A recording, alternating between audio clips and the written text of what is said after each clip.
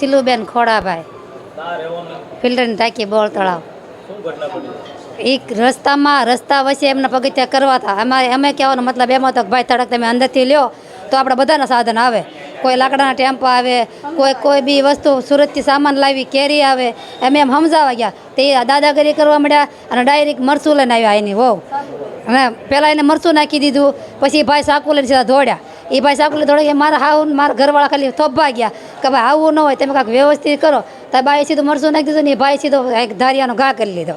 ઓલા ભાઈ રસ્તામાં બિચારા કોળી છે એ રસ્તામાં તો એ સમજાવવા ગયા કે ભાઈ આવું ન હોય, આવું ન હોય તો એને સીધા પાવડાનો ઘા કરીને માથું ફાડી નાખ્યું. ભરતભાઈ, એક અનિલભાઈ, એક એની વહુ ગીતાબેન, એક એની મા મધુબેન, 4 વ્યક્તિ. નહીં અમે એકવાર બાંધણ થઈ હતી એટલે એના પાછા એનો મોટા દાદા હારે એના નાની છોકરીઓના શાળા કર્યા હતા. અમારે આ ભાઈ પોતે ઊભા એ છોકરીના શાળા કર્યા હતા. એમાં અમે કહેવા ગયા એમાંથી એકવાર બાંધણ થઈ હતી અમારે એમને. અમારે 2 જણને, એક મારા ઘરવાળાને ને એક આ ભાઈ કોળી છે બિચારા એને વગાડ્યું. એનું નામ પ્રતાપભાઈ.